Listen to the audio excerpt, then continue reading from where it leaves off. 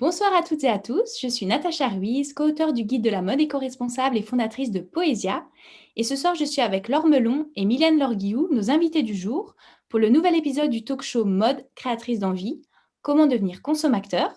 Alors pour rappel, ce talk show a vu le jour à l'occasion de la sortie du guide de la mode éco-responsable, coécrit avec Alice Lehoux et publié par Mango Édition. Alors pour rappel, ce talk show a pour vocation de connecter les professionnels de l'industrie de la mode et du textile avec le grand public pour qu'ensemble nous puissions échanger et co-créer l'industrie d'aujourd'hui et de demain pour la rendre plus vertueuse. Notre thème du jour, c'est la couture raisonnée. Alors on va aborder deux aspects de la couture raisonnée. Donc d'un côté, la fabrication de ses vêtements par soi-même. Alors souvent, on pense que faire ses vêtements soi-même, c'est éco-responsable. Et pourtant, on va voir qu'en fait, il y a aussi dans le monde de la couture, la fast couture. Alors, c'est quoi? Ça consiste à acheter des patrons et des tissus et faire plein de vêtements sur un coup de tête qui ne sont pas forcément de qualité et qui peuvent aussi finir au fond d'un placard. On parle aussi beaucoup des déchets textiles que nous créons en tant que consommateurs, mais nous ne parlons jamais des déchets de production textile. Et alors, c'est le deuxième aspect dont on va parler ce soir. On estime que 400 milliards de mètres carrés de tissus ont été produits et 60 milliards de mètres carrés sont gaspillés pendant la phase de coupe du tissu. 15% du tissu nécessaire à la confection d'un vêtement se transforme en petits morceaux inutiles quand on coupe le motif et la plupart de ces restes se retrouvent dans des décharges asiatiques loin de nous. Alors ça signifie quoi? Que 15% de l'énergie et de l'argent qui est dépensé pour la culture, la récolte, le tissage, l'expédition sont dépensés pour rien, mis à part la pollution. Alors on va voir comment nous pouvons réduire ces déchets et aller vers une couture plus raisonnée avec nos deux passionnés et spécialistes du sujet. Donc, j'ai d'un côté Laure Melon. Bonsoir Laure. Bonsoir. Alors, tu es fondatrice de l'entreprise Les Filles du Vendredi. Et tu es une entrepreneuse donc créative et engagée pour la cause des femmes. Tu accompagnes les femmes dans la couture de vêtements à leur image afin de révéler leur personnalité et leur donner confiance en elles-mêmes grâce à des services d'accompagnement à 360 degrés et à la carte.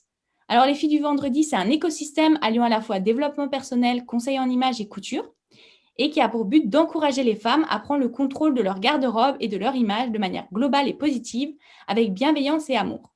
Et j'ai d'ailleurs eu le plaisir de t'accompagner sur le développement de ton projet au sein de Poésia.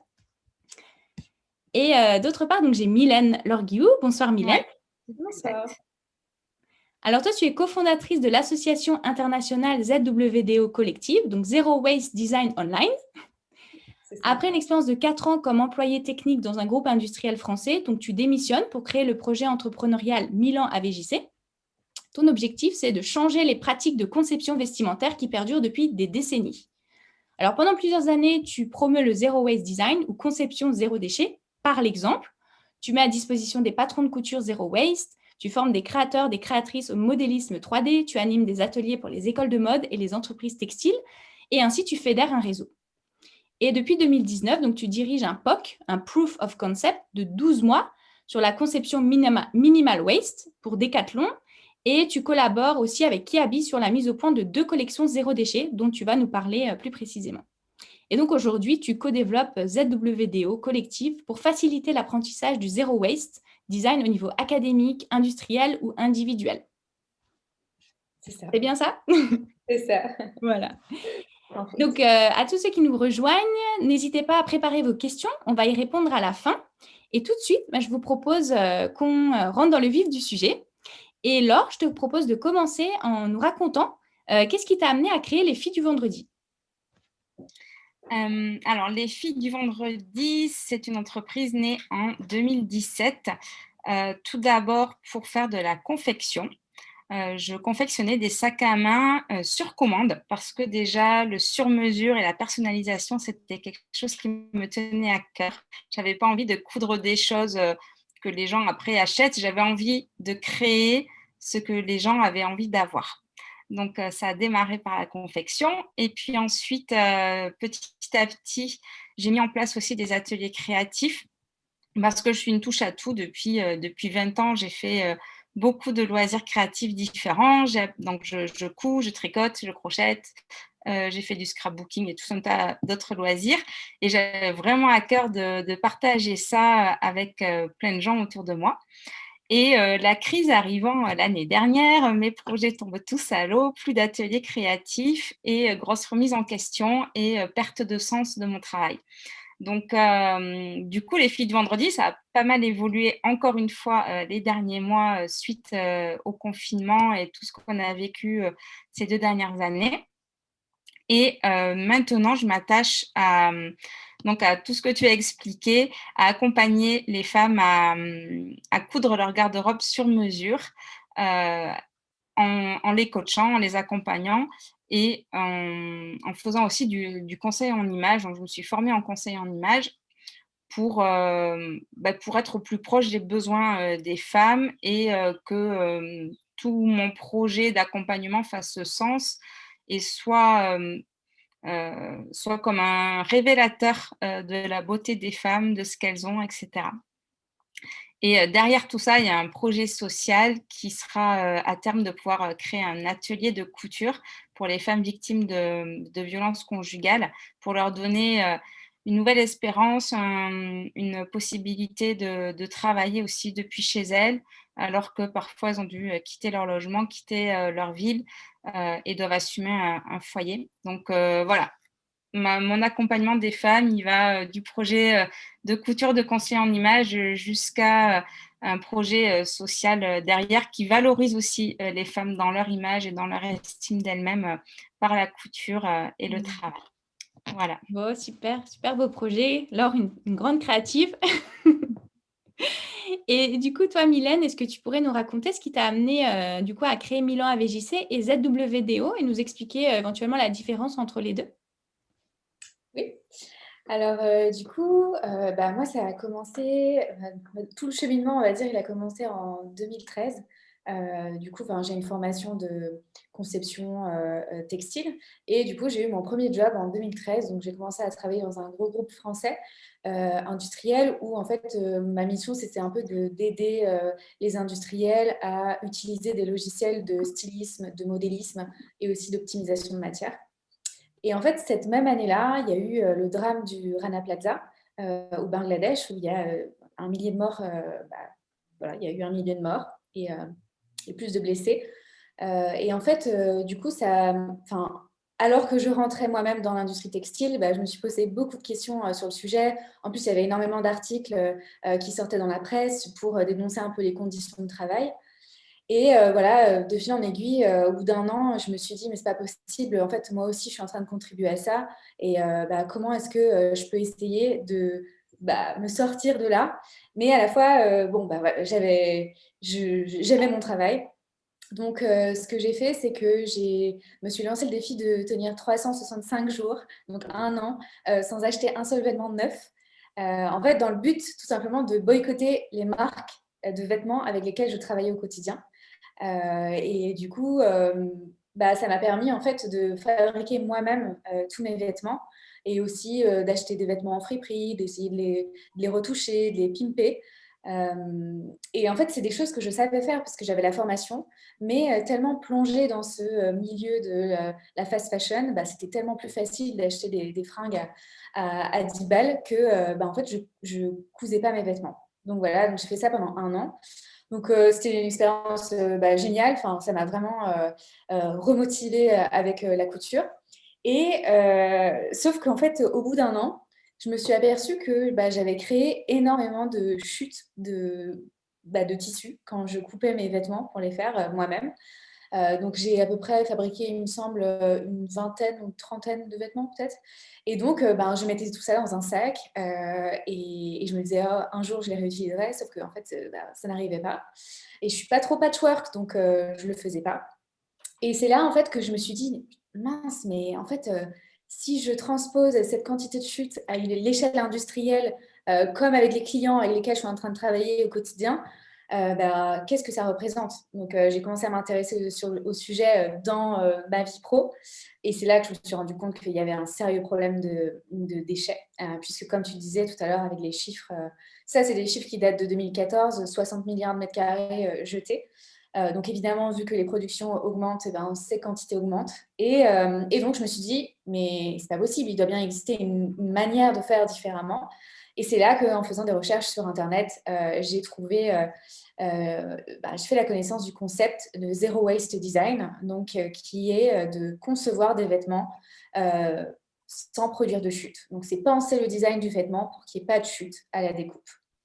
Voilà, donc globalement, en fait, j'ai découvert ça en 2015 et après 3 ans de loyaux services pour ce groupe industriel, j'ai décidé de démissionner pour essayer de sensibiliser et de faire connaître le sujet du Zero Waste Design en France, parce qu'il y avait déjà pas mal de contenu à l'étranger et en France, il ne se passait absolument rien. Donc, je me suis mis ça comme mission de le faire connaître en France auprès des industriels. Voilà.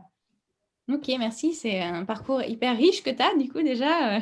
Et donc, on va aller en plus en profondeur dans tout ce que tu fais.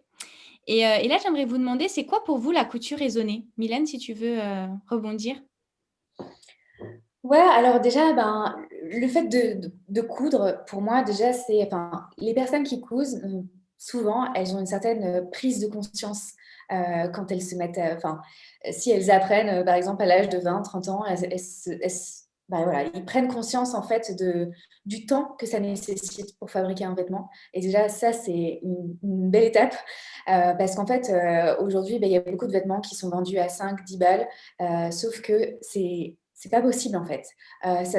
Parfois, il y a des vêtements, il faut 6 heures, 8 heures, 10 heures pour les concevoir. Et donc, le fait que beaucoup de personnes, que ce soit la mode de la couture, que ce soit revenu un peu au goût du jour, et ça permet une prise de conscience. Et j'ai l'impression que aussi la prise de conscience, elle se fait par rapport aux matériaux.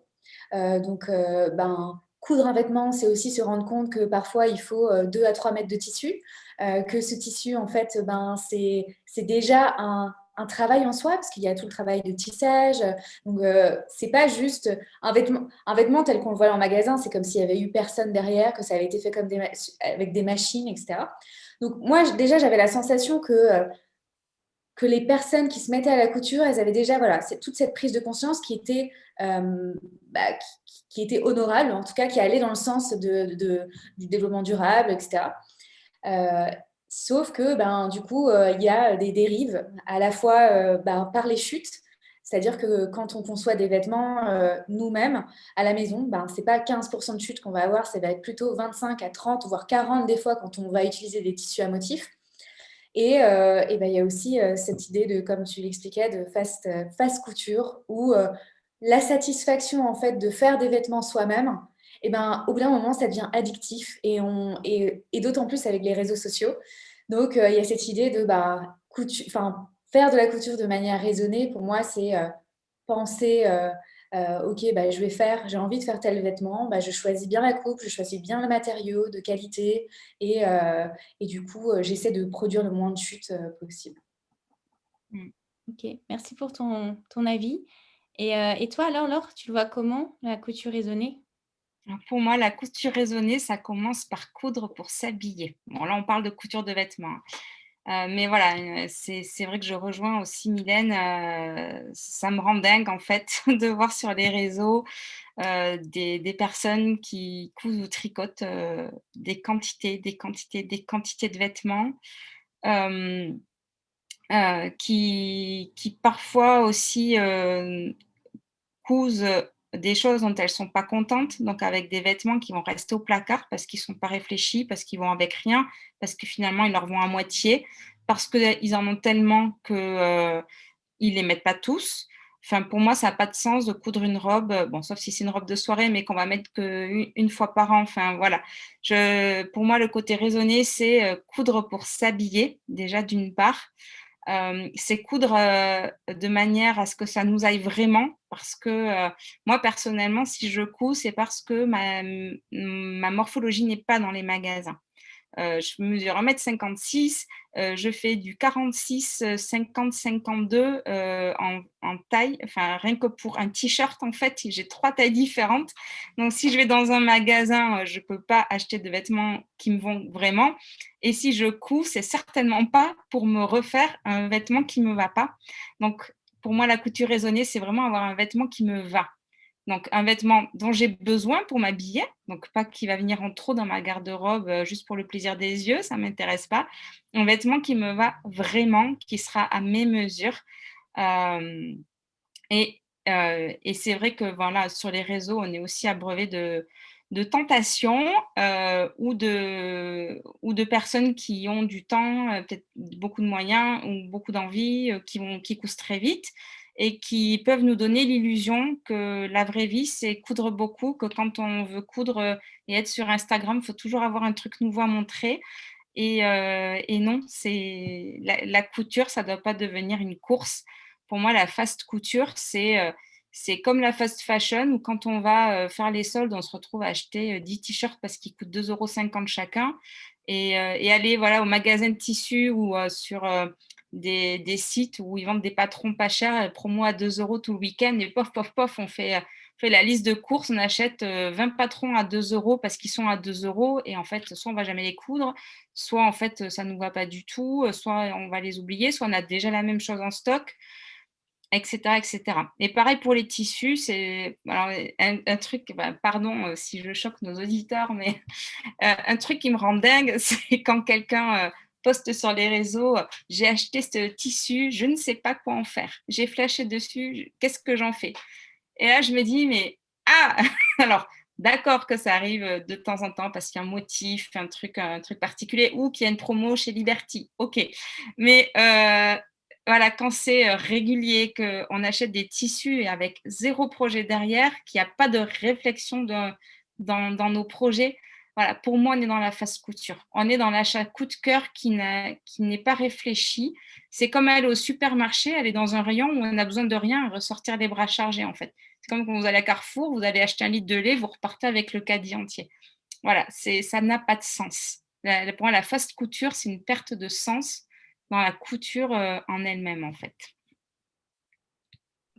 Ok, merci pour ton avis. C'est bien, au moins c'est clair.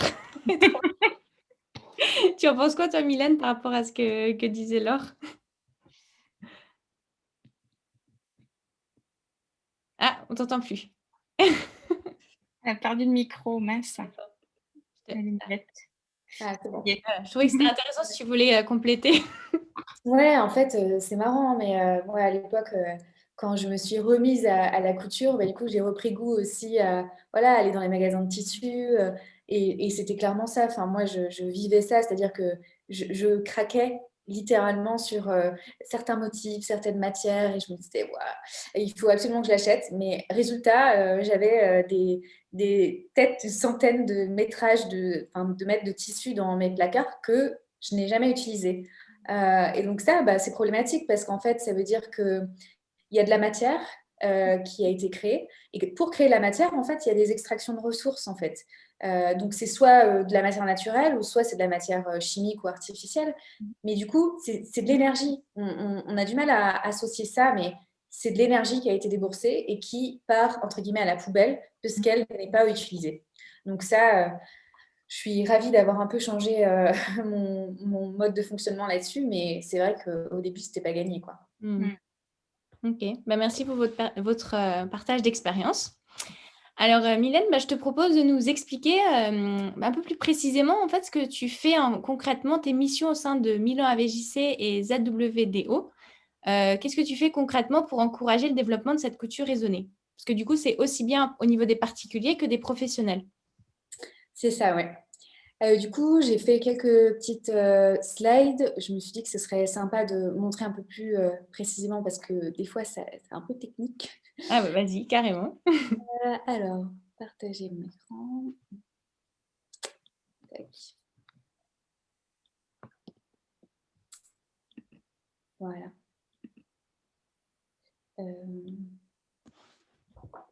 On voit très bien. Voilà, ok. Bah, du coup, en fait, pour expliquer un peu comment ça se passe dans l'industrie, bon, pour celles qui connaissent un peu le milieu, c'est vrai que bah, on sait que la mode est une des industries les plus polluantes. Alors, il y a certaines personnes qui disent que c'est la seconde industrie la plus polluante. Mais en tout cas, pour se focaliser juste sur le tissu, il faut savoir que 80% de l'impact environnemental d'un produit, d'un vêtement, d'un produit vestimentaire, est généré en fait par le tissu lui-même. Donc, c'est vraiment, voilà, comme je disais, l'extraction de ressources, la création des fibres, du tissage, etc. Et sur ce tissu-là, en moyenne, dans l'industrie, comme Natacha le disait au début, En moyenne, 15% du tissu est jeté lors de la phase de découpe. Donc ici, vous avez la représentation d'une machine de découpe industrielle où en fait, on a découpé les patrons d'un vêtement et les pièces bleues que vous voyez sur cette table, ce sont du coup les chutes. Donc ces chutes-là, elles ne sont pas utilisées, donc elles sont quasiment jamais recyclées dans l'industrie. Pour vous donner un peu, quelques chiffres, il faut savoir que environ 10% des chutes sont recyclées, 8% sont réutilisées. Et ensuite, tout le reste, c'est 25% d'incinération et puis 57% de chutes qui sont enfouies. Ah, Enfouies, enfoui, pour être très clair, c'est des décharges à ciel ouvert où on va brûler la matière. Et donc là, c'est l'image d'une décharge qui est très spécifique au tissu, mais ça existe pour tous les autres déchets. Et donc, évidemment, dans la conception textile, puisque les productions ne sont pas en France, en Europe, c'est comme si on laissait nos problèmes de déchets à l'autre bout de la planète. Et donc, voilà, ça contribue au fait que les concepteurs, les designers en France, en Europe, ne sont jamais confrontés en fait à la quantité de déchets que leurs propres vêtements génèrent. Voilà, donc ça, c'est un peu le constat sur lequel je travaille. Et pour vous donner un exemple très concret sur un t-shirt, ça, c'est le vêtement iconique, en tout cas que tout le monde a à peu près dans sa garde-robe. Donc, c'est le carré noir que vous voyez ici. En fait, c'est la représentation d'un plan de découpe industriel. Donc, en fait, il y a 10 quantités de t-shirts qui sont placées sur une table, on va dire, qui fait 140 cm. Et donc, toutes les zones noires que vous voyez, ça représente les déchets. Et donc, sur ce cas précis, vous voyez, la moyenne industrielle, c'est 15%, mais en fait, ici, on est plutôt à 25%. Donc, imaginez quand le t-shirt est produit des fois à 500 000, voire 1 million de quantités pour une année. En fait, c'est des quantités qui sont colossales à gérer. C'est impressionnant ce que tu nous montres, hein. On s'en rend pas, on dit les chiffres en l'air, mais là, de le voir concrètement, c'est impressionnant. Ouais. Ouais. Voilà. Et donc, en fait, on a tendance à se dire que le premier réflexe, moi, c'est ça que j'ai appris à l'école, hein, c'est de se dire, si on arrive à 20% de déchets, ça veut dire qu'on a atteint une optimisation de 80%, et c'est bien. Voilà. Nous, on nous apprenait à l'école que atteindre 80% d'optimisation, c'était déjà vachement bien.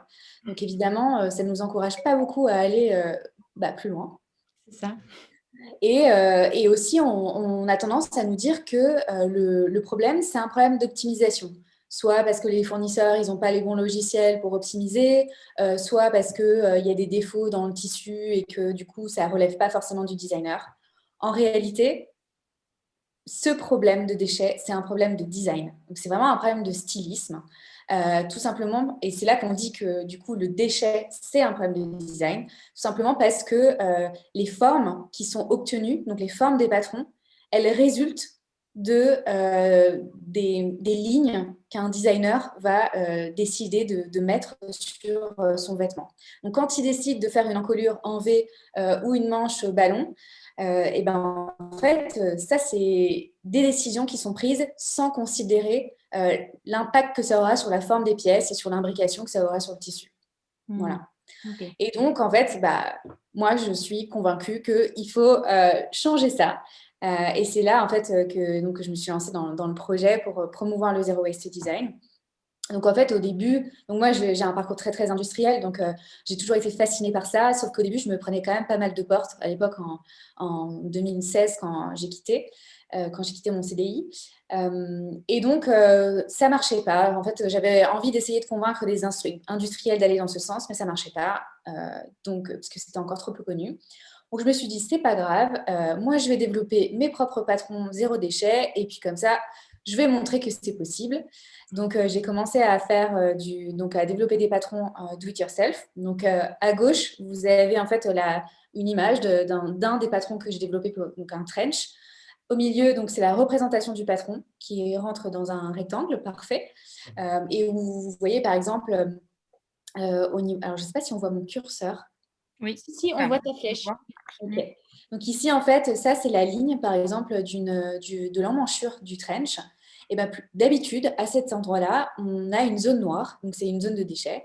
Et donc, plutôt que de laisser ça en tant que chute, ben, moi, ce que j'ai décidé, c'est d'utiliser en fait ces chutes pour faire des passants, pour passer la ceinture de mon trench. Aussi, vous voyez, en bas du trench, il y a une sorte de vague qui est créée. Donc ça reprend un peu la vague qu'on voit sur les chemises, un peu en forme liquette. Et ben ça, cette vague-là, elle résulte en fait de l'imbrication de la tête de manche avec l'ourlet du trench. Et donc, en fait, tout ça, c'est une question de priorisation dans le design. On se dit, bah voilà, je souhaite obtenir tel détail, et par contre, je suis un peu plus flex sur d'autres détails. Et du coup, à droite, ici, c'est une personne en Allemagne qui a utilisé un des patrons que j'ai mis à disposition en open source et qui a fabriqué elle-même son vêtement zéro déchet. Ok, Voilà. super. Et donc ça, c'est plein d'autres exemples en fait de personnes qui ont fabriqué leurs vêtements avec les patrons que j'ai mis à disposition. Et donc pour finir alors ça c'est un exemple d'une robe aussi qui est zéro déchet. Donc ici à droite, vous avez la représentation du plan de découpe. Et en fait, moi, j'utilise beaucoup la 3D pour créer mes designs zéro déchet. Parce qu'aujourd'hui, en fait, ça permet en fait de réduire le nombre de prototypes aussi. Parce que souvent, quand on coupe à la fois quand on coupe pour soi-même, c'est préférable de faire une toile entre guillemets pour s'assurer que ça tombe, en tout cas le vêtement va tomber juste sur son propre corps avant de faire des modifications et de couper dans le vrai tissu. Voilà, et donc c'est aussi pareil dans l'industrie. Le fait d'utiliser la 3D, ça permet de réduire le nombre de prototypes physiques et de gaspiller de la matière. Ok. Voilà. Voilà. Et donc ça, c'est une partie de mon travail, puisque du coup, je fais beaucoup aujourd'hui de conseils en entreprise. Donc, j'ai été, grâce au développement de patronage, en fait, j'ai été repérée par Decathlon il y a maintenant 2 ans. Et donc, aujourd'hui, j'accompagne Decathlon sur la mise en place de ces méthodologies-là à l'échelle industrielle. Wow. Voilà. Il y a du boulot, j'imagine. Oui, il y en a pas mal. Ouais. Ok. Et du coup, est-ce que tu pourrais nous expliquer la différence entre minimal waste et zero waste design? Oui, alors donc le Zero Waste Design, c'est vraiment cette idée qu'on a un carré de tissu qui va faire par exemple 1 mètre par 140, enfin 1 mètre par 1 mètre 40. Et voilà, on se dit, on a ce morceau de tissu, et ben, quitte à avoir extrait ces matières premières, et ben, autant utiliser l'intégralité, pas qu'il y ait de chute. Donc, on va vraiment designer en fonction d'un métrage de tissu, donc en fonction de la lèse du tissu. Et voilà, et on fait tout pour que tout soit utilisé. Alors que dans le minimal waste design, en fait, on va utiliser la même méthodologie de recherche, c'est-à-dire qu'on va vraiment se questionner sur la forme des patronages, les lignes qui sont posées au niveau du design. Donc, on fait du stylisme, du modélisme et de l'optimisation de matière tout en même temps. Alors qu'aujourd'hui, c'est plutôt segmenté dans l'industrie. On fait d'abord le stylisme, ensuite le modélisme et ensuite l'optimisation. Là, on essaie vraiment de tout faire. Et en fait, dans l'idée du minimal waste design, c'est que, par exemple, si on prend le t-shirt tout à l'heure qu'on a vu, et ben, l'idée, c'est de conserver un maximum l'intention de forme initiale. Et s'il y a des déchets, on ne va pas ajouter une poche pour ajouter une poche alors que cette poche-là ne va pas servir. L'idée, c'est plutôt de comparer, en fait, par exemple, de prendre 5 débardeurs qui ont été créés de manière conventionnelle. On va en fait en déduire une consommation de tissu moyenne. Et ensuite, le nouveau design, on va le comparer en fait avec ce référentiel de t-shirt. Et on va se dire, voilà, grâce à la méthodologie de recherche d'optimisation, ça nous a permis de gagner moins 7% de tissu, moins 10% de tissu. Donc, on va vraiment, dans le minimal waste design, on se focalise plus sur la réduction de la consommation matière pour limiter les ressources. Et dans le zero waste design, on est plus sur on a un métrage qui nous est donné, et on l'utilise dans l'intégralité. Ok. Merci pour cet éclairage. J'avais une question, Oui, Laure, j'avais une question supplémentaire pour Mylène. Je me disais, j'ai l'impression que sur tes patrons, on ne voit pas de mercerie genre zip, etc. Est-ce que c'est aussi Alors, est-ce que je me trompe déjà? Et est-ce que c'est une volonté de ta part de minimiser aussi l'utilisation de mercerie, donc le fil, les zips, les trucs additionnels? Ouais, tout à fait. Moi, en fait, il faut savoir que l'impact environnemental d'un produit textile aussi, ça va passer par la conception de boutons, de zip. Et ça, c'est des points durs, on va dire, sur un vêtement. C'est pas une matière qui est souple, donc elle peut pas être recyclée de la même manière. Donc en fait, ça va être très difficile de recycler un vêtement qui aura plein de boutons, plein de zips et voilà, plein de choses comme ça. Donc, ce que moi j'essaie de faire, c'est de limiter un maximum l'usage de ça. Et donc, c'est que j'essaie aussi de trouver des astuces de couture qui me permettent d'éviter d'avoir ça. Donc, par exemple, pour fermer, j'utilise beaucoup les ceintures, les passants, ces choses-là, des choses qui sont aussi ajustables. Et j'essaie de virer au max. Et du coup, Laure, je te propose de nous parler de ce que toi, tu fais au quotidien justement avec tes clientes. Est-ce que tu peux nous expliquer comment tu appliques la couture raisonnée aussi bien dans ton activité pour toi qu'avec tes clientes? Ouais, alors, c'est vrai que moi, j'ai démarré la couture, j'étais jeune maman, donc c'était il y a un peu moins de 10 ans. Et c'est vrai que j'ai commencé par acheter des patrons, bien regarder ce qu'on me demandait et après aller acheter le tissu. Et j'habitais dans un tout petit appartement en région parisienne, pas trop de sous et enfin, pour moi, c'était juste même pas imaginable d'acheter du tissu sans savoir quoi en faire, en fait. Je débutais, j'avais pas envie de me tromper. Moi, contrairement à beaucoup d'autres, en fait, j'ai jamais été dans la frénésie de tissu pour avoir plein de tissus et après me dire qu'est-ce que j'en fais. Mais j'ai toujours cherché mes besoins, réfléchir au bon patron pour moi et du coup à exactement le métrage dont j'avais besoin et le type de tissu dont j'avais besoin. Donc ça, c'est une démarche qui a toujours été là. Je fais un peu pareil en tricot, avec ma laine. Mais du coup, voilà, partant du constat de tout ce que j'ai partagé tout à l'heure, donc beaucoup de couturières cousent beaucoup, enfin beaucoup, je ne veux pas généraliser, mais nombreuses sont les couturières qui achètent des patrons, achètent des tissus, les stockent, les cousent pas forcément, ou alors cousent des choses et sont pas contentes parce que elles ne savent pas ou elles n'ont pas pris le temps de faire les ajustements nécessaires pour que le vêtement leur aille bien. Et du coup, quand j'ai cherché à qu'est-ce qui fait qu'un vêtement nous va bien, je suis allée assez rapidement vers le conseil en images parce que euh, moi, je pense que tout peut aller à tout le monde si c'est assumé. Mais la plupart des gens n'assument pas tout. C'est-à-dire que moi, je pense que je pourrais porter à peu près n'importe quoi. Si je l'assume à fond, c'est top. Mais ce n'est pas ma personnalité. Ma personnalité, elle n'est pas de porter un manteau violet dans la rue. Je ne l'assumerai pas. Donc, j'ai eu cette réflexion de me dire, OK, qu'est-ce qui me va? Je suis petite, je suis ronde avec ma morphologie. Il y a des choses dans lesquelles je me trouve plus ou moins jolie. Donc, me former en conseil en images m'a permis de mettre des mots sur mes ressentis en termes de les couleurs qui me vont et qui ne me vont pas, donc ce qu'on appelle la colorimétrie, en termes de forme, en termes de matière, de travailler toute une réflexion sur le style, dans quoi je me sens confortable, de quoi j'ai besoin au quotidien comme vêtement, quelle est ma réalité, etc. etc.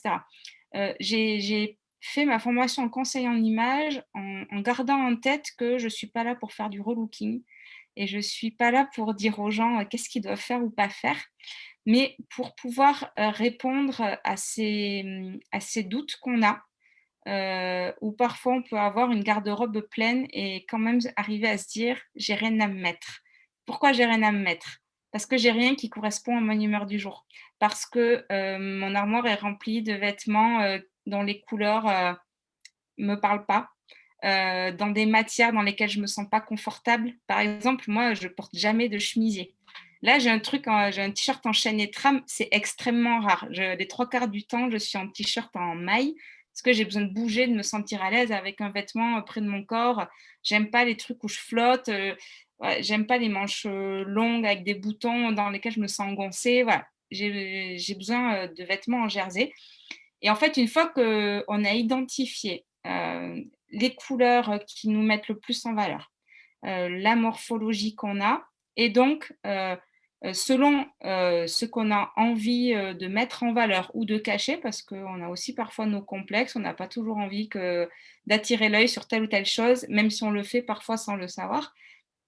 Voilà, en réfléchissant sur la couleur, la morphologie, notre style. Alors le style, c'est pas juste, c'est pas que les vêtements. Le style, c'est le style de vie. C'est voilà ce que je disais, porter telle ou telle matière.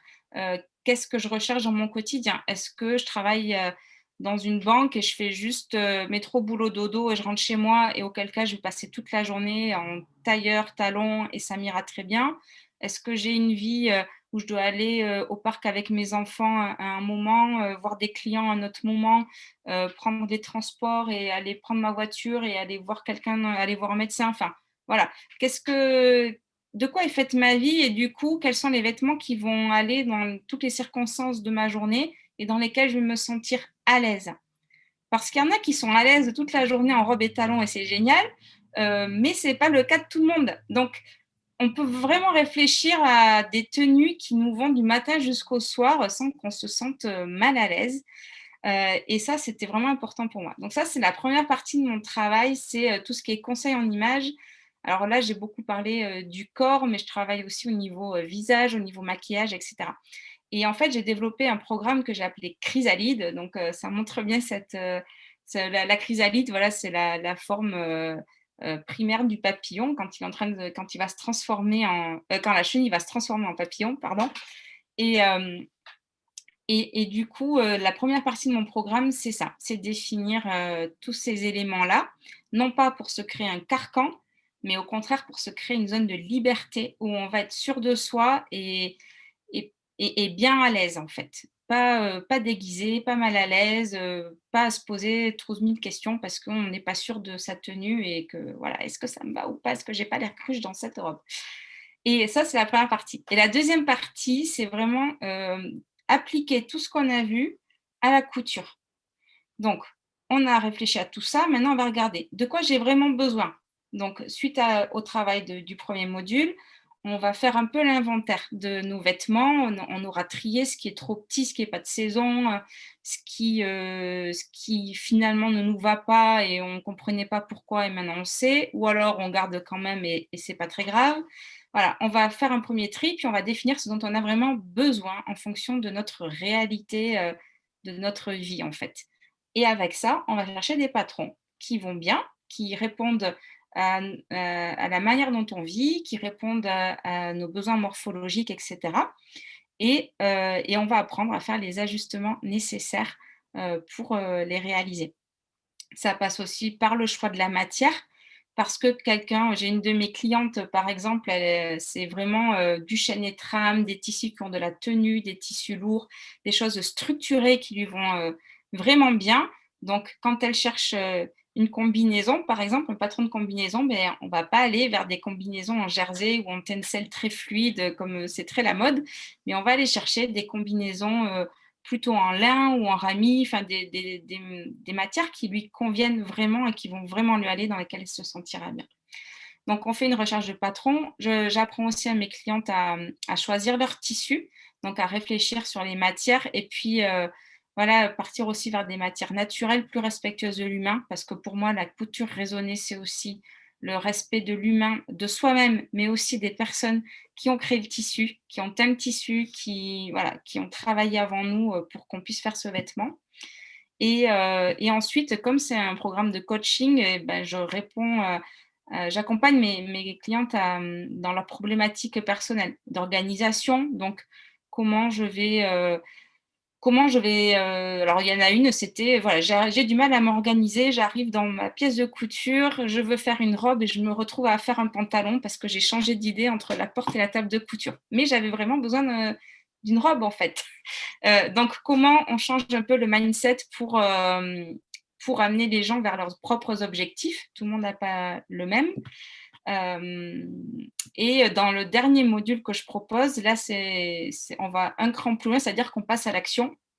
Donc, on a fait toute la théorie et là, on passe à la pratique avec un stage de couture où je viens chez la personne et je lui apprends pas à pas ce qu'elle a besoin d'apprendre en termes d'ajustement ou peut-être de petites choses qui vont faciliter sa couture, etc. L'objectif, c'est que mes clients repartent, qu'au bout de 6 mois, il y a eu un changement qui soit profitable sur le long terme. Voilà, comme je l'ai dit, je ne veux pas faire juste du conseil en image en disant faites ci, pas ça, voilà là, voilà ce que vous devez faire. C'est un vrai accompagnement sur le long terme pour qu'il y ait un changement sur le long terme dans la garde-robe et peut-être dans certaines perceptions qu'on peut avoir, certaines approches qu'on peut avoir de la couture. Donc voilà, c'est pour ça que c'est long, ça prend plusieurs mois. C'est global, mais du coup, c'est un vrai enfin, c'est vraiment complet. On aborde toutes les problématiques liées à la couture enfin, de manière personnalisée. C'est-à-dire qu'on ne fait pas de coaching de groupe ou de choses en groupe parce que je réponds vraiment aux problématiques de ma cliente. Et s'il faut passer 4 heures au lieu de 1 heure sur l'analyse de la morphologie, on le fait et ce n'est pas grave en fait. Chacun va à son rythme et moi, mon objectif, c'est que les gens puissent voir par eux-mêmes comment ils sont vraiment. Parfois, on a des fausses idées de sa morphologie, par exemple. Il y a des gens, on les appelle voilà, Miss Grosse Fesses toute leur vie. Ils vont être persuadés qu'ils ont des grosses fesses. Et en fait, ils arrivent en conseil en image. On leur dit, en fait, pas du tout. Les fesses, elles vont très bien. Tu vois, regarde ta silhouette. Qu'est-ce que tu vois, toi et du coup, voilà, il y a une nouvelle prise de conscience, une nouvelle image de soi qui est là. Une prise de recul sur soi-même qui est super intéressante et une prise de recul sur la pratique de la couture. Se rendre compte de son fonctionnement et c'est le premier pas vers le changement. Donc ça, c'est mon programme Chrysalide pour accompagner les femmes à avoir une garde-robe sur mesure qui leur va vraiment et qui réponde à leurs besoins et pas à la couture pour coudre. Ouais, c'est essentiel, je pense, aujourd'hui, quand on se lance dans la couture, de pouvoir le faire en pleine conscience, en fait. Et C'est comme ce ça. que vous dites depuis avant, ce que vous dites depuis avant, c'est ça. C'est ça. Et en fait, j'observe avec mes clientes que souvent, même quand elles cousent ou tricotent leurs vêtements, avant le programme, elles s'habillent un peu par dépit avec tel ou tel vêtement parce que, faute de mieux, elles mettent ça. Mm. Et puis, petit à petit, elles prennent le pouvoir sur leur garde-robe et elles prennent la décision de mettre ça parce qu'elles savent que ça va bien leur aller. Elles mettent ça parce qu'elles savent que ça va correspondre à leur journée. Elles mettent ça parce qu'elles se sentent bien dans ce vêtement. Et c'est pas un choix par défaut et ça devient un vrai choix en conscience. Et quelque part, ça donne du pouvoir dans la journée de faire des choix en conscience. Quand des gens ne subissent pas son vêtement, on est libéré en fait. Mm. Je trouve que ça enlève de la charge mentale quand même. Et on sort des tendances, on sort aussi de devoir ressembler à Exactement. on ne sait pas qui sur les réseaux sociaux, mais voilà, on peut prendre sa pleine C'est ça, personnalité à travers ses vêtements, quoi. Mm. tout à fait. Avoir des vêtements qui nous ressemblent et pas qui nous font ressembler à je sais pas qui sur les réseaux ou dans les livres. C'est ça. Et du coup, Mylène, je te propose qu'on aille un peu plus en détail dans la partie technique. Donc là, on a vu vraiment le côté plus psychologique. Et maintenant, en fait, est-ce que tu pourrais nous expliquer la différence entre un patron conventionnel et un patron zéro déchet pour ceux qui aimeraient s'y mettre?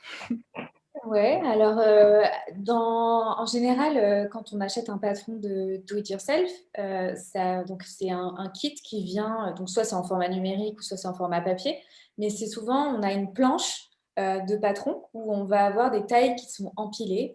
Donc toutes les tailles sont sur la même grande feuille et du coup, on va venir décalquer la taille qui nous correspond et on peut aussi dessiner entre les tailles pour justement ajuster le patron à ses mesures. En fait, et du coup, ces patrons-là, souvent il y a des préconisations sur comment placer les pièces et les créateurs de patrons donnent une approximation sur la quantité. Mais en général, ce qui se passe, c'est que les approximations sont très larges parce que pour éviter que les gens se plantent dans l'achat de tissus, souvent les estimations sont plus larges que ce qu'ils ont réellement besoin. Et aussi, il faut savoir que les tissus, malheureusement aujourd'hui, il existe des centaines, j'exagère, mais des dizaines de laises différentes. Et donc, un plan de découpe pour un tissu qui va faire 140 de large, ça ne va pas être le même qu'un plan de découpe qui fait que 120 de large.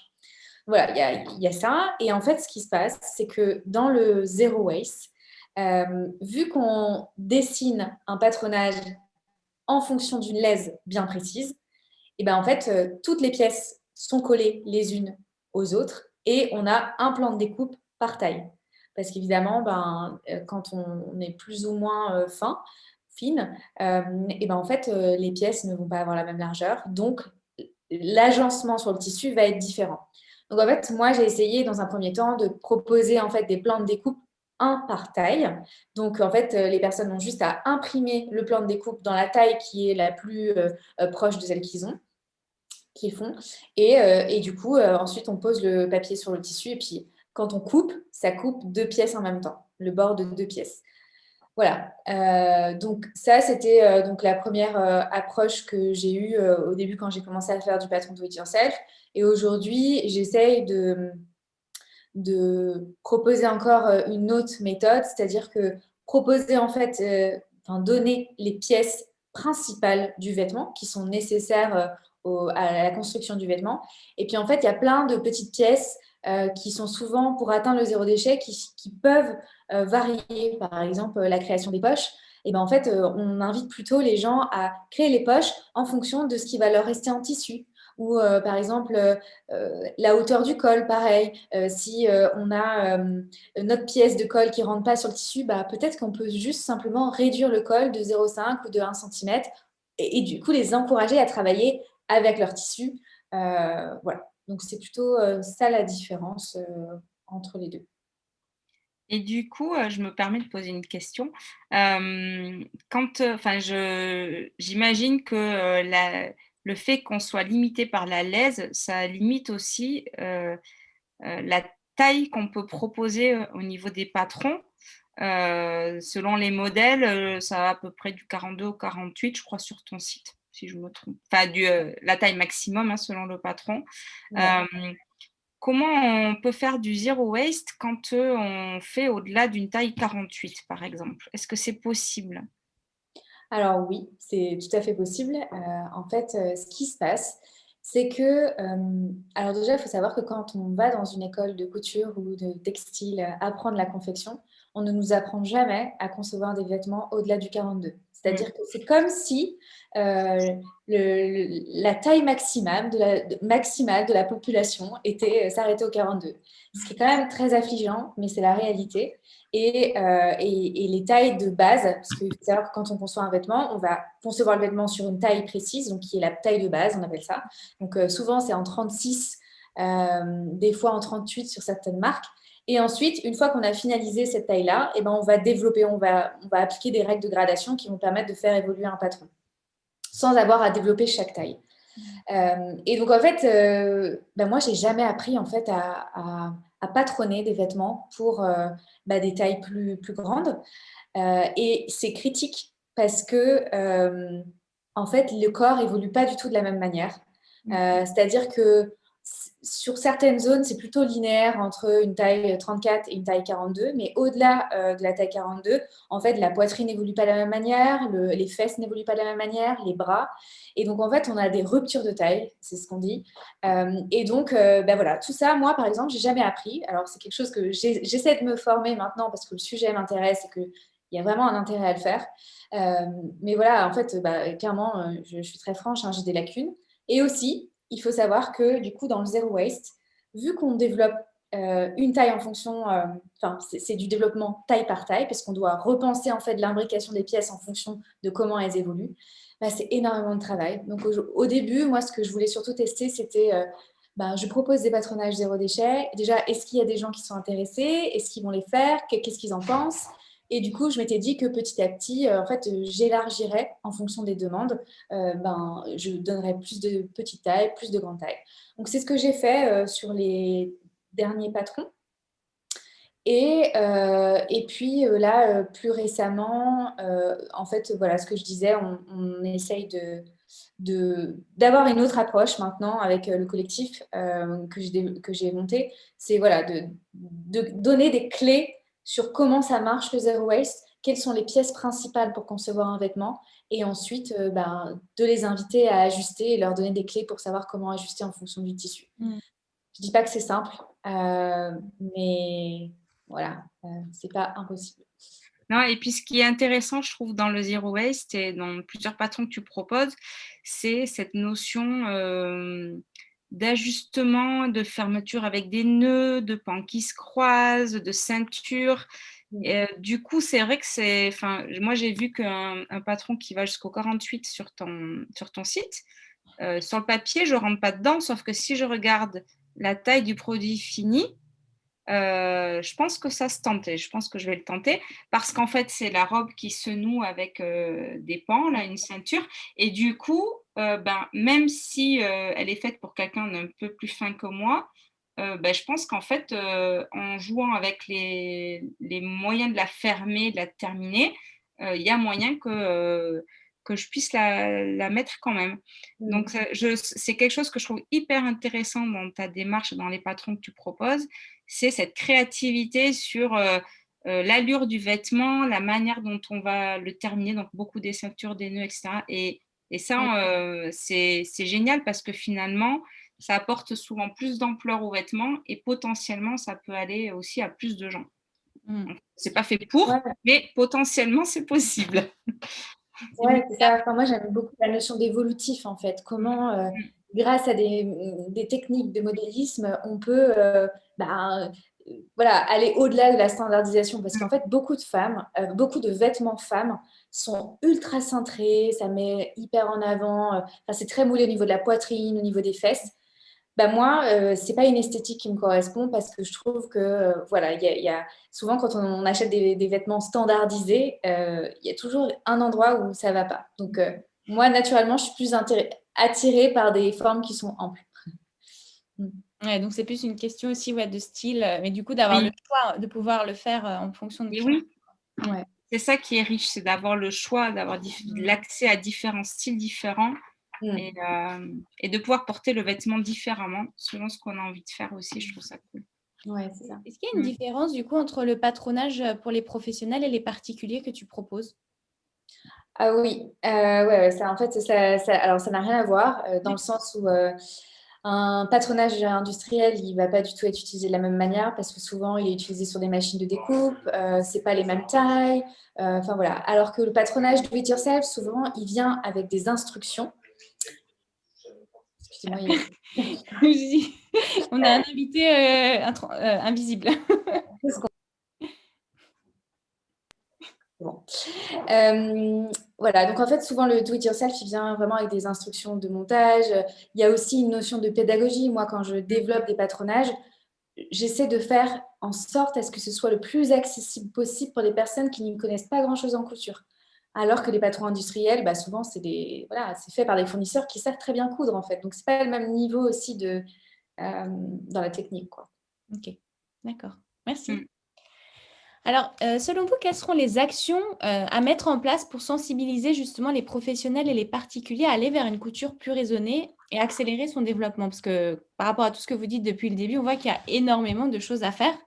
Et donc, comment on peut faire pour que ça se démocratise davantage? Laure, tu veux commencer? Ouais. Je pense qu'il faut montrer l'exemple.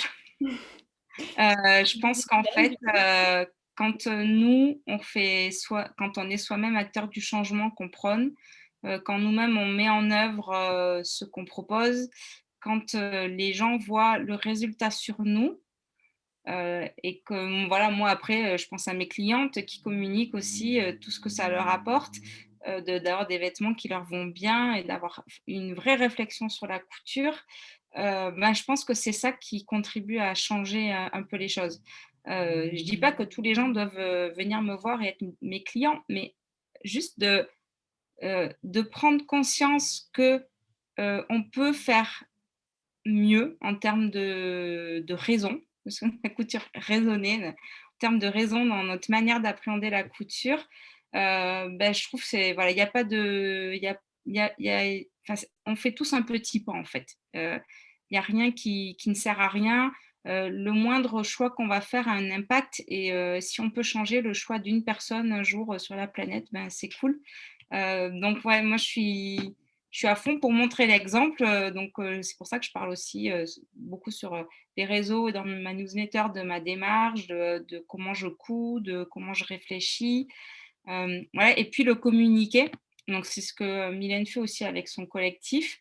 Moi j'ai pas de collectif, mais mais voilà, avec les réseaux. Alors les réseaux sociaux ont leurs limites et tout plein de côtés négatifs, mais c'est aussi, à travers eux qu'on peut, toucher les gens, que, en s'abonnant à certains comptes qui nous font réfléchir à l'impact qu'a notre couture sur, le monde, qui nous environne, ça peut contribuer au changement. Donc là, je parle au niveau des particuliers parce que pour les pros, je vais laisser Mylène, je vais Mylène, prendre la partager ta parole. vision. Dis-nous tout, Mylène. Non, mais je suis complètement en phase. En fait, moi, alors c'est à la fois différent et à la fois c'est très similaire dans le sens c'est montré par l'exemple. En fait, souvent enfin, une des remarques qui est souvent faite, c'est ah oui, mais en tout cas au début de mon projet, c'était ah oui, mais c'est cool tes patronages, mais en fait, c'est pas du tout réalisable à l'échelle industrielle. Donc en fait, moi, je savais, j'avais la conviction, j'avais pas besoin de faire une étude industrielle pour montrer qu'il y avait un intérêt à le faire. Mais en fait, il fallait que je le fasse, et c'est pour ça que j'ai collaboré avec Decathlon pour mettre des chiffres en fait, mettre des chiffres sur les gains environnementaux, les gains économiques, pour prouver que c'est possible. Et voilà, montrer plein d'exemples, plein de typologies de vêtements différents. Souvent, en fait, il y a aussi une critique qui est faite, c'est ah bah oui, c'est cool le zero waste, mais souvent ça ressemble à un sac. C'est des vêtements qui sont très rectangulaires, très dans un peu, ça correspond à la mode un peu architecturale. Mais en fait, ça correspond souvent à l'esthétique des designers qui vont le faire. Et donc, récemment, enfin l'année dernière, en fait, moi, je me suis dit, bah, je suis pas d'accord avec ça, en fait. D'habitude, je fais des vêtements, enfin, je conçois des patrons qui correspondent à une esthétique qui me convient. On parlait tout à l'heure de style, bah, c'est tout à fait ça. Et du coup, je me suis dit, bah, ok, bah, pour une fois, je vais faire un vêtement qui ne correspond pas à mon esthétique pour montrer aussi qu'on peut faire des choses qui sont féminines, qui sont cintrées et qui, voilà, et du coup, cassent un peu ça. Donc, c'est pour ça que j'avais développé une robe cercle.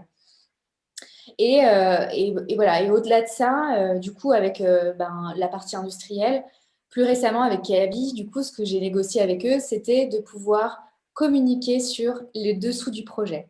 Parce que beaucoup d'entreprises se questionnent sur ah, mais comment c'est possible et surtout comment ça se passe en fait. Donc, donc, on a travaillé sur un produit qui était un coupe-vent. Et donc, en fait, on a pris des vidéos du process, de comment on a travaillé ensemble, quelles ont été les contraintes, comment on a passé ces contraintes-là. Et puis, du coup, après, voilà, j'ai fait une vidéo de communication. Ce n'est pas une vidéo qui avait pour but de faire du marketing et de la vente, en tout cas pas de mon côté, mais c'était plus voilà, à des fins de pédagogie. Pour moi, le changement, il passe souvent par l'éducation. Donc, c'est voilà, créer des contenus pédagogiques qui expliquent aux gens comment faire. Parce que c'est pas facile, en fait. Et que oui, c'est pas facile de changer des pratiques. Et surtout, les personnes qui ont fait ça pendant 30 ans, et ben, en fait, voilà, ça nécessite quand même de l'énergie, des efforts. Donc, voilà, au travers de la pédagogie, moi, j'essaie de faciliter ça. Et donc, par exemple, le projet Kiabi aussi, on a créé un kit de do it yourself. Alors, je peux vous partager rapidement, je vais partager Oui, mon écran pour vous montrer. Donc ça, alors ici, on se trouve sur le site du collectif que j'ai créé qui s'appelle Zero Waste Design Online. Et donc, dans la rubrique Zero Waste Patterns, en fait, on a ajouté justement le patronage du coupe-vent que moi, j'ai développé à l'échelle industrielle. Donc, comme je vous disais, ici, on retrouve la vidéo avec les dessous de conception qui expliquent pourquoi on a fait ça, comment on l'a fait, etc. Et en fait, ensuite, on fournit un kit de do-it-yourself qui explique voilà, ce patronage. Si vous faites telle mesure, on vous conseille plutôt de prendre telle taille. Au niveau du tissu, ça va consommer tant, etc. Et voilà. Et puis à l'intérieur du do-it-yourself, du coup, il y a des explications sur quels sont les détails techniques de ce vêtement. Et on fait aussi des préconisations sur la couture. Voilà, on a ajouté des étapes par étape. Et tout ça, en fait, ça contribue à vulgariser le sujet et le simplifier. Donc voilà, si j'avais qu'un mot à retenir, moi je dirais que c'est la pédagogie et surtout, un deuxième mot, le partage. Parce qu'un des problèmes dans l'industrie textile, c'est que chaque marque garde en fait les patronages secrets, les techniques de montage secrètes, ce qui est un peu absurde parce qu'en fait, il suffit d'aller dans un magasin de vêtements, de découdre le vêtement, de le mettre à plat et on récupère le patronage. Et donc, pour moi, je trouve ça absurde de garder tout ça secret. Si on veut vraiment faire avancer les choses, eh ben, voilà, il faut travailler ensemble. Voilà, si Laure, elle a une super idée, bah, moi, je serais contente de pouvoir l'utiliser au quotidien. Et puis, je me dis que bah, peut-être qu'il y a des idées qui peuvent servir à Laure. Et voilà, et plutôt que d'être chacune dans notre coin, bah, peut-être qu'en fait, la collaboration peut amener aussi beaucoup plus de richesse, permettre d'aller plus vite et du coup, d'implémenter ces choses-là voilà, de manière plus durable, quoi. Moi, je rêve d'une robe portefeuille zéro waste. Voilà. Il va y avoir des échanges là de Et qui aille à toutes les partage. morphologies, qui aille jusqu'aux très grandes tailles. Voilà. On va bosser bien ensemble. Merci de nous avoir montré les coulisses de ce que tu fais concrètement pour une marque. Donc, c'est vachement super intéressant en tout cas de voir ça. Et du coup, là, je te propose de nous dire comment est-ce qu'on peut sortir de la fast couture parce qu'on en parlait avant et concrètement, alors, pour ceux qui sont dedans, peut-être c'est une addiction, comme tu disais, Mylène. Ouais. Comment on en sort alors? Comment on en sort? En fait, c'est comme sortir de la surconsommation de tout, hein. La première chose, c'est je vous conseillerais de mettre un stop pub sur votre boîte aux lettres, donc dans votre boîte aux lettres électronique. La première chose, moi, ce que je fais, c'est que si je sais que j'ai pas besoin de tissu pendant les mois qui viennent, je me désabonne des newsletters. Voilà, déjà, je me désabonne des newsletters commerciales, hein, je parle pas des newsletters où il y a des gens qui partagent d'autres réflexions. Mais voilà, déjà, de ne pas se mettre en situation d'être tenté inutilement. Voilà, c'est comme quand on a faim et que c'est pas l'heure, on va pas se mettre devant le frigo, on change de pièce. Et ben là, c'est pareil, on va pas se mettre en situation de tentation. Et ça passe aussi par les réseaux sociaux. Moi, j'ai très peu d'abonnements à des sites alors pas des patrons parce que je fais une veille sur les patrons grande taille, donc je suis ça de près. Et puis bon, pour mes clientes aussi, c'est important que je sache quoi leur proposer. Mais voilà, tout ce qui est achat de tissus de laine, voilà, c'est pas que j'aime pas supporter les gens qui le font, mais ma manière de les supporter, c'est plutôt quand j'ai un besoin, je vais aller faire le tour de mes sites préférés, de mes revendeurs préférés pour chercher ce que je veux, là où je sais qu'il y a de la bonne qualité, que je vais avoir ce que je veux, mais je ne veux pas me laisser attraper par les coups de cœur. Ça, c'est ma première astuce. Ma deuxième astuce, c'est quelque chose que je fais avec mes clientes, c'est de lister ce qu'on a déjà, prendre conscience de ce qu'on a. Être reconnaissant pour ce qu'on a. Donc, si déjà on fait la liste de tous nos tissus avec leur métrage, leur composition et les projets qu'on peut faire avec, la liste de tous les patrons qu'on a, et pas juste les patrons papier qu'on a sur nos étagères, mais tous les patrons PDF qui dorment dans notre ordinateur, qu'on ne voit jamais, parce qu'ils sont dans notre ordinateur, dans un dossier patron qu'on ouvre que quand on a décidé qu'on allait faire tel truc. Donc déjà, en faisant la liste de ces deux choses-là, et en réfléchissant 2 minutes en se disant « Ok, combien de trucs par mois je couds maximum ?» Allez, 3. Donc moi, là, par exemple, au mois de mai, je n'ai pas touché ma machine à coudre. J'ai 4 projets en retard sur mon planning, mais ce n'est pas très grave. Ben voilà, je me dis, avec tout ce que j'ai, en fait, moi, je me suis fait un planning que je n'arrive pas à tenir, mais jusqu'à décembre, j'ai de quoi coudre. Donc, en fait, jusqu'à la fin de l'année, j'ai absolument pas besoin d'acheter du tissu. C'est, voilà, clairement, en faisant la liste de ce qu'on a et en faisant des associations patrons tissu et en se projetant un petit peu sur les mois qui viennent.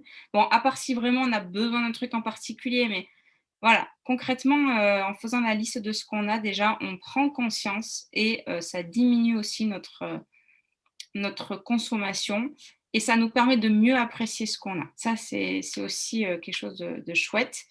Voilà, c'est tout ce que j'avais noté. Limiter la pression des réseaux sociaux, voilà, pas se mettre la pression par rapport à des gens qui cousent beaucoup. Moi, voilà, je suis entrepreneuse, j'ai 2 enfants de moins de 10 ans. Je veux passer du temps avec eux. J'ai décidé de ne pas travailler le dimanche et moins travailler le mercredi et presque pas le samedi. J'ai peu de temps pour coudre. Donc, si je me compare à des jeunes femmes qui sont à des horaires atypiques et qui n'ont pas d'enfants, je veux dire, on ne peut pas coudre autant l'une que l'autre. C'est pas possible. C'est ridicule de se comparer aux autres. Donc, vraiment faire baisser la pression des réseaux sociaux aussi par rapport à ça et suivre plutôt des comptes qui favorisent la slow couture, des gens qui vont vous montrer plutôt comment on peut porter quelque chose de différentes façons plutôt que d'avoir une nouvelle robe tous les 2 jours, quoi. Voilà. Ok. Merci Laure pour ces conseils pratiques. Même pour ceux qui n'ont pas encore commencé la couture, ça peut toujours servir, voilà. Oui, ça marche aussi avec les fringues, hein, ou les parfums, ou tout Voilà, c'est ça. Ça marche avec tout. C'est multi-conseils. Et là, je vous propose de nous parler, du coup, les défis que vous rencontrez dans le développement de vos projets, justement, autour de la couture raisonnée. Et peut-être parler aussi des freins et des limites qu'on peut trouver dans la couture raisonnée. Mylène, si tu veux commencer? Ouais, déjà, moi, le défi, et j'en parlais tout à l'heure, c'était de convaincre, parce que voilà, aujourd'hui, on est peu à faire des patronages zéro déchet, et du coup, on a chacun notre esthétique, mais qui ne correspond pas forcément à la masse, entre guillemets. Et donc, voilà, du coup, il y a encore beaucoup de barrières psychologiques. Des personnes qui veulent coudre des vêtements zéro déchet, mais ça ne correspond pas à leur style, alors du coup, ils ne se lancent pas. Et, enfin, voilà. Donc, ça va venir petit à petit, c'est une question de temps. Et puis, plus il y aura de personnes qui vont se mettre à créer, plus l'éventail, en tout cas, de patrons sera grand. Et puis après, au niveau moi, des limites, enfin, des limites très spécifiques à mon projet, c'est le temps. C'est-à-dire qu'aujourd'hui, jusque-là, j'étais la seule française à communiquer vraiment sur le sujet. Donc, à la fois, je travaille avec l'industrie, à la fois, je travaille avec les écoles et le monde du do-it-yourself. Donc, je ne peux pas être partout. Donc, il y a vraiment cette frustration de ne pas pouvoir aller plus vite. Mais bon, c'est comme ça. Et puis après, plus sur, sur les limites de la couture raisonnée, les freins, voilà, c'est toujours l'appât des réseaux sociaux. Ça, c'est comme on le disait juste avant, c'est compliqué parce qu'en effet, voilà, il y a la mode qui nous donne une sorte d'énergie, qui nous donne envie de faire comme les autres, d'avoir plein de nouvelles choses. En fait, c'est stimulant d'avoir toujours des nouveaux vêtements parce qu'on peut se sentir belle et voilà, et c'est comme si c'était un peu du renouveau, c'est rafraîchissant. Mais du coup, enfin voilà, moi ce que j'aime bien, du coup dans les conseils peut-être, mais c'est tout à l'heure on parlait du fait de porter plusieurs fois un même vêtement. En fait, il y a de plus en plus de personnes maintenant qui font ça, qui prennent un vêtement et sur le côté créatif de poster tous les jours sur Instagram ou 3 fois par semaine, et ça peut très bien être utiliser le même vêtement 3 fois par semaine et montrer à quel point on peut avoir des looks complètement différents en mettant des accessoires, en mettant un sous-pull en plus ou une ceinture ou quelque chose comme ça. Voilà. Et il y a aussi, pour moi, un des freins, c'est que justement, cette surconsommation de tissus ne nous invite pas à utiliser les matières existantes pour faire des vêtements et pour les retoucher. Parce que souvent, on a des vêtements qui sont abîmés, par exemple, sur un poignet ou qu'il y a un trou sur le côté. Et on pourrait très bien couper 2 vêtements et puis les associer et puis en faire un nouveau. Et puis après, ça fait des associations de couleurs qui sont complètement différentes. Ça veut dire que les vêtements qu'on va créer, ils sont uniques parce qu'on est sûr que du coup, personne va avoir choisi le même tissu chez le même fournisseur de tissu et le même patron. Voilà, il y a plein de choses à faire autour de ça, mais malheureusement, le marketing et les réseaux sociaux nous amènent toujours à acheter des choses neuves. Voilà. On a besoin d'exemples créatifs, en fait, des personnes créatives Voilà. qui montrent que c'est possible de porter plusieurs fois les mêmes vêtements, mais d'avoir l'impression d'être habillé autrement. Ouais, c'est ça, ouais. Mm. Et toi, Laure, qu'est-ce que tu pourrais nous partager à ce sujet? Les défis, les freins, Je rejoins Mylène sur la créativité, sur porter plusieurs fois le même vêtement de manière différente. C'est aussi quelque chose que je travaille avec mes clientes, avec les accessoires, l'importance des accessoires. Des accessoires bien choisis peuvent aller avec plein de vêtements et tout changer. Donc ça, c'est vraiment super. Sans en avoir forcément toute une flopée d'ailleurs, hein, mais moi, je pense que donc le défi plus lié à mon entreprise et ce que je développe, c'est la difficulté de se faire connaître, de faire connaître ma démarche et mon discours parce que je suis moi toute seule à accompagner mes clientes, à en chercher d'autres, à préparer mes coachings, à vendre des services. Et c'est vrai que être pertinente sur les réseaux sociaux, avoir toujours du contenu à apporter, etc., ça prend beaucoup de temps. Enfin, sur mon site internet aussi. Et ouais, je pense qu'un défi, c'est de pouvoir communiquer correctement, régulièrement, de manière approfondie. Mais voilà, manque de temps. Ça, c'est sûr que... Ou manque de finances pour payer quelqu'un pour le faire. Mais ouais, ça, c'est une difficulté. En parlant de temps aussi, je pense qu'un frein pour les gens aussi, et pour, un frein pour la couture raisonnée, c'est le manque de temps des gens en général. C'est oui, mais attends, coudre mes vêtements, d'accord, mais enfin, si je dois mettre 12 heures pour coudre une robe, enfin, j'ai pas 12 heures à mettre là-dedans. Donc, j'entends, j'entends complètement. Et c'est aussi pour ça que j'ai envie de développer aussi mon projet d'atelier social pour qu'on puisse ne pas forcément renoncer à du sur-mesure juste parce qu'on n'a pas envie ou pas le temps de coudre, mais d'autres peuvent le faire. Enfin, le retour des couturières, quoi. Bah voilà, c'est ça. Mais avant, comme on faisait avant l'industrialisation Exactement. de la mode et le prêt-à-porter. Et il n'y a pas si longtemps que ça, hein. C'était il Mais n'y a non, pas si c'est même longtemps. pas 50 ans. Enfin, c'est le prêt-à-porter, il a vraiment, vraiment débarqué années 50-60, quoi. C'est l'après-guerre et c'est il y a 60 ans. Donc, c'est hyper récent dans l'histoire de la mode et dans l'histoire du monde. Mm. Donc, il est toujours temps de faire machine arrière, surtout que, comme le disait Mylène, un projet qu'on a cousu main ou qu'on a payé un peu plus cher parce qu'il a été cousu de manière artisanale, on va peut-être en prendre plus soin. On a envie d'apprendre à le raccommoder. On a envie de trouver des moyens pour que ça dure plus longtemps. Donc, par le choix des matières, par apprendre à raccommoder, etc., recoudre en bouton, boucher les trous, remettre à la bonne taille, etc., etc. Et dernier point où je pense que ça peut être un frein, c'est le prix aussi. Voilà, comme on disait tout à l'heure, on est habitué à payer des t-shirts à 5 € à Kiabi. Enfin, pardon, Kiabi. Ils font aussi de bonnes choses avec leur projet. Mais voilà, n'importe où, on paye un t-shirt une misère. Et derrière, en fait, on se rend compte que si on achète du tissu de bonne qualité, du patron et du temps pour le coudre, ça coûte plus que 5 €. Donc, tout le monde n'est pas prêt à faire cette démarche aussi financière de dépenser plus pour avoir une garde-robe raisonnée. Et j'entends, hein, j'entends.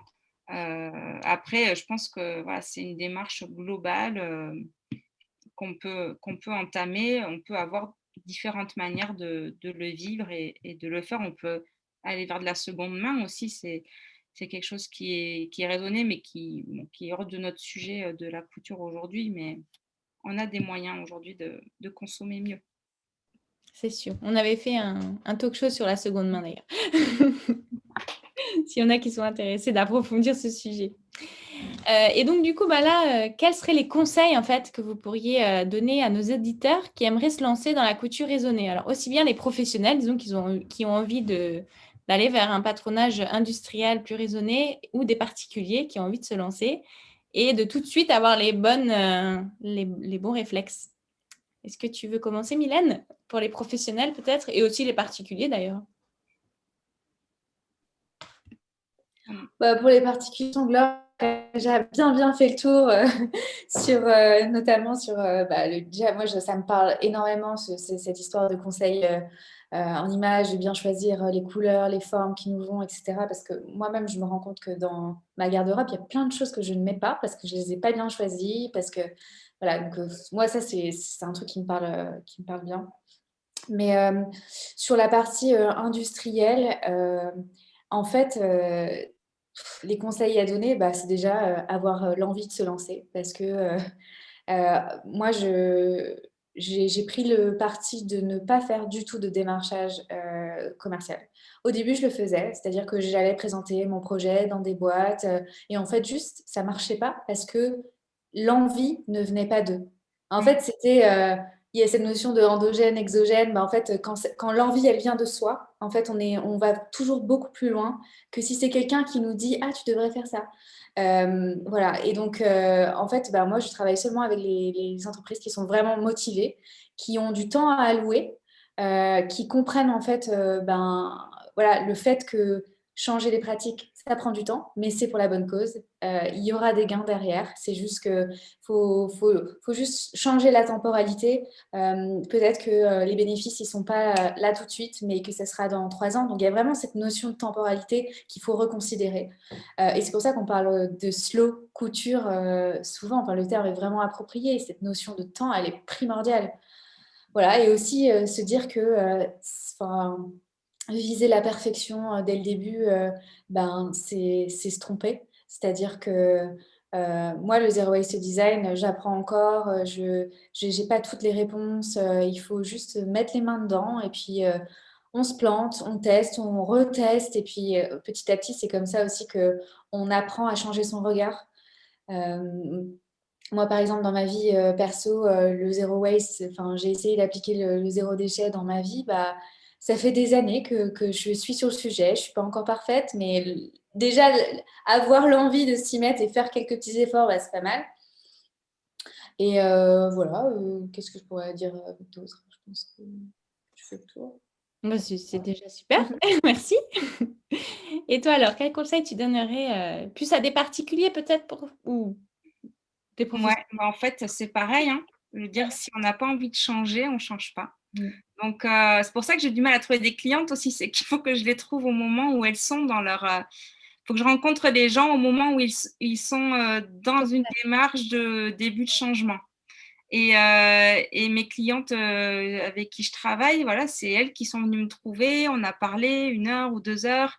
Et jusqu'à ce que ce soit elles qui décident que j'étais la bonne personne pour les accompagner dans leur projet. Et voilà, il n'y a pas de changement durable s'il ne vient pas de soi-même. C'est que ce soit une entreprise en particulier, c'est pareil. Donc, je pense que vraiment, il faut avoir le désir d'avoir une vraie réflexion. Et je pense pour les particuliers, mais enfin, pour le professionnel, ça doit être pareil, c'est de définir un peu quel est son objectif. Parce qu'en couture raisonnée, on peut partir un peu partout. On peut partir sur une garde-robe minimaliste en se disant, OK, je veux 10 pièces, je veux les mixer toute l'année. Et voilà, je veux que ça, et c'est ma manière de faire de la couture raisonnée. D'autres vont dire, moi, ça va être le zéro déchet. D'autres vont essayer de faire les deux. D'autres, comme moi, vont plutôt essayer de faire les meilleures adéquations patron-projet en fonction du style de vie, etc. Donc, je pense qu'il faut définir sa vision et ses objectifs. Bon, moi, je le fais avec mes clientes, je suis là pour ça, évidemment, mais voilà, de manière personnelle, se mettre des objectifs précis, mais pas non plus trop ambitieux. Si on veut une garde-robe raisonnée, capsule, 100% française, bio, hyper respectueuse de l'environnement, de l'humain, je pense qu'on n'est pas prêt de coudre notre premier t-shirt. Mais c'est des petits pas qui font avancer les choses. Donc, petit à petit, on met des choses en place. Et moi non plus, je ne suis pas parfaite. Voilà, là, mon truc, il vient du commerce et c'est pas grave, quoi. Je l'aime et je suis contente avec. Et des fois, je couds des pièces coup de cœur. Voilà, là, j'ai acheté un patron de robe alors que je fais que dire à tout le monde que je mets jamais de robe parce que, enfin, j'en mets très peu. Mais là, j'ai envie de mettre des robes. Donc, je me suis acheté un patron de robe et j'ai déjà mon tissu et c'est cool. Et je suis OK avec ça, en fait. Faut savoir vers où on va il faut pas que ça devienne, quelque chose qui soit une charge mentale supplémentaire. Mmh. Parce que, bah, c'est comme le zéro déchet à la maison, moi je suis à fond dans le zéro déchet dans ma salle de bain, mais en même temps, si c'est au prix, de perdre mes cheveux, ça m'intéresse pas, quoi. Donc voilà, je veux faire quelque chose de raisonné mais durable et qui soit pas mauvais pour ma santé mentale non plus. Mmh. Donc être dans la mesure aussi, se fixer des petits objectifs et puis s'améliorer petit à petit et plus on est nombreux à faire des petits pas et plus les progrès, Mmh. seront grands, quoi. Donc voilà. Ouais, exact. Ben, merci pour ces conseils, hein. On arrive à la fin du talk show, donc pour ceux qui nous suivent, merci d'être là. N'hésitez pas à poser vos questions. Et du coup, ben, pour finir, si vous avez envie de partager chacune rapidement un peu votre vision, vous voyez comment le futur de l'industrie de la mode raisonnée? De la Alors moi, je sais pas si c'est que je le vois comme ça ou que je l'espère très fort, mais Mmh.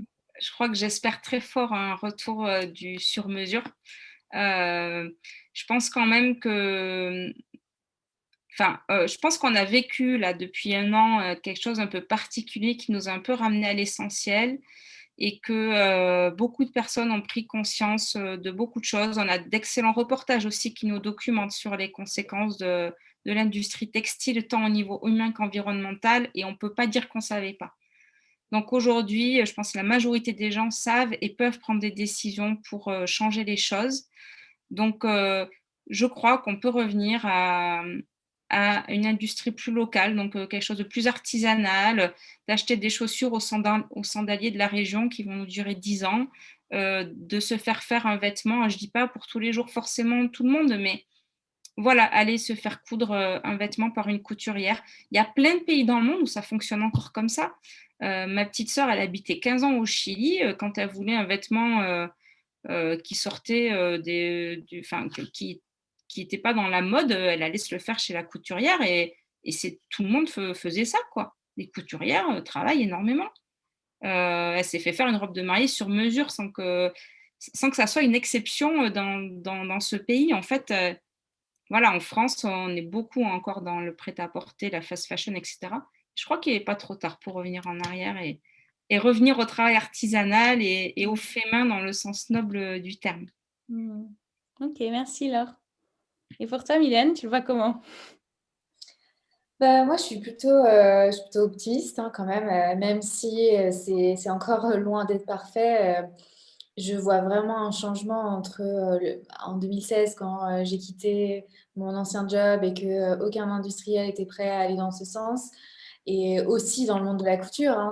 Enfin, j'étais un ovni à proposer des patrons, zéro déchet à ce moment-là et du coup, là, je le vois, ça explose alors, à sa mesure mais le nombre de personnes maintenant qui fabriquent, des patronages qui fabriquent des vêtements à partir des patronages zéro déchet, il ne fait que croître et donc bah, voilà, ça c'est enthousiasmant, il y a encore, énormément à faire, parce que, souvent, comment dire? On a l'impression que ces cercles, on convainc de plus en plus de personnes et que ces cercles s'agrandissent, mais c'est aussi des gens qui sont, convaincus et du coup, il y a encore un énorme travail d'aller chercher ces personnes qui n'ont pas encore cette conviction, qui n'ont pas pris conscience, enfin, qui ont peut-être entendu déjà parler via des documentaires, mais qui n'ont pas pris conscience qu'elles pouvaient ou ils pouvaient faire quelque chose à leur échelle. Voilà, donc je suis optimiste et à la fois, il reste encore énormément à faire. Euh, mais ouais, ouais, voilà, enfin voilà. Bah, en tout cas, ma vision, et oui, ce que je voulais dire, c'est que je rejoins complètement Laure sur la partie locale et artisanale. Moi, je suis convaincue que c'est pas du tout durable de continuer à fabriquer des vêtements à l'autre bout de la planète. Mmh. En fait, fabriquer quelque chose, enfin en tout cas, porter quelque chose qui a été fabriqué juste à côté de chez soi, où les matières premières ont été aussi puisées à côté, pas loin du moins, c'est quand même beaucoup plus durable. Donc moi, je crois beaucoup à ça. Et on l'a vu de toute façon, avec le Made in France, il y a quand même cette tendance, les gens sont intéressés par ça. Mais voilà, il y a encore du boulot sur le textile pour que tout soit à la fois, c'est paradoxal parce que moi, j'entends souvent des personnes dire ouais, mais c'est dingue. De toute façon, tout ça, c'est fabriqué au Bangladesh. C'est n'importe quoi. Moi, j'ai pas envie d'acheter ça. Par contre, après, quand on demande aux personnes, mais combien vous êtes prêtes à mettre pour un t-shirt? Oh, ben, un t-shirt, ça coûte 15 balles max, hein. Voilà. Et donc, en fait, il y a encore ce paradoxe de les gens sont conscients, mais à la fois, ils sont tellement habitués à payer peu cher que ça va prendre du temps, quoi. Ah, Voilà. Mais pour conclure, moi, je partage tout à fait tout ce que vous dites. Donc, j'ai déjà un petit peu appris à coudre, mais dans l'idée, j'aimerais bien réaliser ma collection sur mesure avec, on en a parlé avec Laure d'ailleurs, mais d'aller vers cette idée d'une collection personnalisée avec les matières, les couleurs, les formes qui me correspondent vraiment. Et je me dis que ben ouais, je suis prête à investir de l'argent là-dedans parce que je sais que c'est des pièces qui vont me correspondre et que je vais avoir envie de mettre. Et parfois, on est déçu même quand c'est des pièces qui sont pas de bonne qualité, qu'on aime bien parce qu'au bout d'un moment, elles s'abîment et peut-être plus vite que si elles avaient été de meilleure qualité. Donc, je pense que moi, je vois aussi comme ça le futur de la mode, avoir des vêtements qui nous correspondent aussi bien. Donc, comme je disais, les couleurs, les formes, les matières, le style aussi, parce qu'on est tous différents. Comme dit, toi, tu aimes bien les choses amples, d'autres plus cintrées, mais je pense qu'on peut aussi jouer sur tout ça et d'aller vers de la personnalisation, du sur-mesure, soi-même ou bien par d'autres personnes qui nous le font. Donc, ouais. il y a beaucoup de choses à faire en fait et on peut créer un nouveau modèle économique autour de ça. J'en suis sûre que c'est possible, hein. On va tout Voilà. faire pour. On va créer de nouveaux métiers, des nouvelles possibilités. Ouais. C'est ça qui est intéressant. Donc, bah, du coup, je vous propose pour ceux qui nous suivent ou qui nous suivront, vous pouvez retrouver plus d'informations du coup sur le projet de Mylène, donc zerowastedesignonline.com. Et vous avez aussi milanavjc, donc toutattaché.com. Vous pouvez retrouver les patrons du coup que tu proposes. Oui. Et les filles du vendredi, toutattaché.com. Du coup, c'est là où vous pouvez découvrir ce que propose Laure comme accompagnement, comme service pour découvrir ce qui vous correspond le mieux. Voilà, donc les deux sont complémentaires, donc c'est parfait. Vous pouvez créer un partenariat du coup. Elle est déjà très occupée, Mylène. C'est ça, c'est ça. Voilà. Mais bon, c'est voilà. Donc, qui sait plus tard comment ça peut se développer tout ça. Donc, je crois qu'on n'a pas eu de questions. Visiblement, tout ce que vous avez partagé, c'était clair. Donc, super. Voilà, bah, en tout cas, merci d'avoir été présent. Et pour finir, bah, pour ceux qui n'ont pas encore lu le guide de la mode éco-responsable, il est toujours disponible sur le site de la FNAC ou sur le site de Place des Libraires. Et pour plus d'informations, vous pouvez retrouver sur le site modeécoresponsable.com. Et donc, ce live sera en replay sur la chaîne de Poesia Channel. Et si vous êtes en train de développer une entreprise engagée dans la mode ou dans d'autres domaines, que vous avez envie de créer un nouveau business model, des nouvelles idées créatives, eh bien, n'hésitez pas à nous contacter pour échanger sur votre vision à contact@poesiavision.com pour échanger sur votre projet et voir si on peut vous accompagner à le rendre réel ou aller toujours plus loin dans vos envies et vos projets. Voilà. Ben, merci beaucoup en tout cas, Mylène et Laure d'avoir été là, d'avoir Natacha. partagé tout ça. C'était super intéressant et il y a beaucoup de choses à faire donc on continue sur cette voie. Ouais. Merci beaucoup. Merci, Merci. Natacha. Passez une belle soirée. À Bonne bientôt. soirée. Merci. Au Salut. revoir. Au revoir.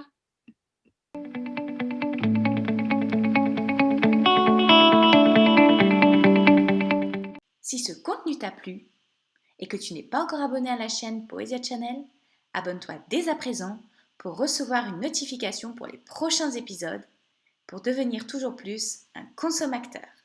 À très bientôt!